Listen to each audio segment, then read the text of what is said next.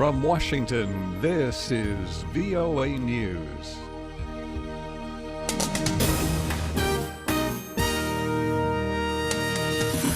African leaders hold talks about the violence in the Central African Republic. A suicide bomber targets military recruits in Baghdad. I'm Dave Deforest reporting from Washington. Regional leaders are gathering in Chad to discuss the violence in the Central African Republic.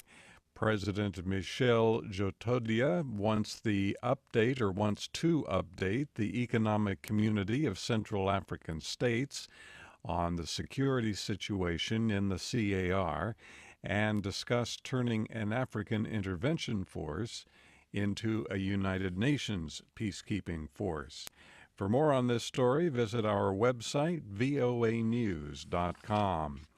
Peace talks between rebels in South Sudan and the government appear to have stalled, with rebels saying there will be no truce until President Salva Kiir reverses himself and frees 11 jailed pro-rebel leaders.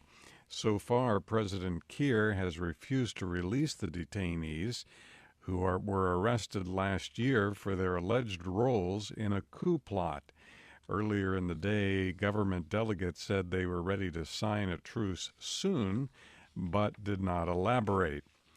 The White House has strongly defended President Barack Obama and Vice President Joe Biden in response to criticisms by former Defense Secretary Robert Gates.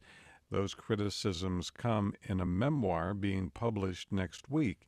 Dan Robinson has more. The White House continued aggressive but seemingly confident damage control in response to published excerpts of the Gates memoir and ongoing reaction to it.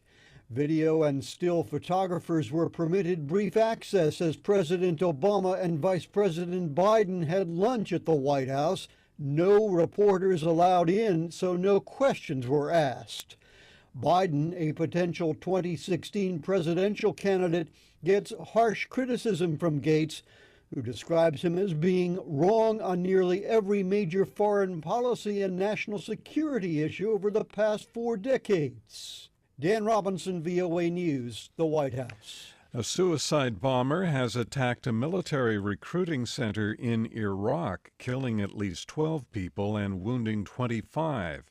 The blast today in central Baghdad happened as Army recruits were waiting to register. There was no immediate claim of responsibility. China's United Nations envoy has lashed out at Japan, accusing Prime Minister Shinzo Abe of taking the country down what he called a very dangerous path by visiting a controversial war shrine. Liu Jie told reporters that Mr. Abe was, in effect, siding with war criminals by visiting Tokyo's Yakusuni Shrine, which he said whitewashes and glorifies aggression. In response, Japan's UN ambassador Motohide Yoshikawa said Mr. Abe's visit was not to pay homage to war criminals or praise militarism, but to pay respects to Japan's war dead. Diplomats from Iran, the United States, and the European Union are set to meet today to discuss Iran's nuclear program. Iranian Deputy Foreign Minister Abbas Araghchi will meet in Geneva with U.S. Undersecretary for Political Affairs Wendy Sherman and EU Deputy Foreign Policy Chief Helga Schmid.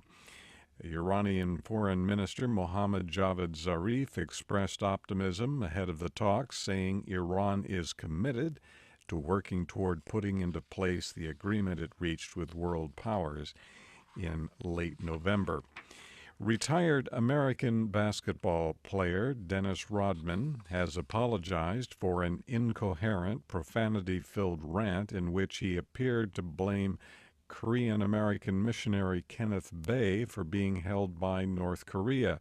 Rodman is on a self-described basketball diplomacy trip to North Korea. North Korea has rejected a South Korean proposal to resume reunions of families separated during the Korean War. South Korean President Park Geun-hye had suggested the meetings take place at the end of the month during the Lunar New Year holiday. But today, the North's official Korean Central News Agency cited a regular U.S.-South Korea joint military drill as a reason the reunions cannot be held. A Pakistani court has ordered ex-President Pervez Musharraf to appear in court next week to face treason charges despite an illness that kept him from showing up at a previous hearing. After examining a medical report, the judges ruled today that the 70-year-old Mr. Musharraf, who is currently in a military hospital, must attend a hearing on January 16th. From the VOA News Center in Washington, I'm Dave Deforest. More news on the internet at voanews.com.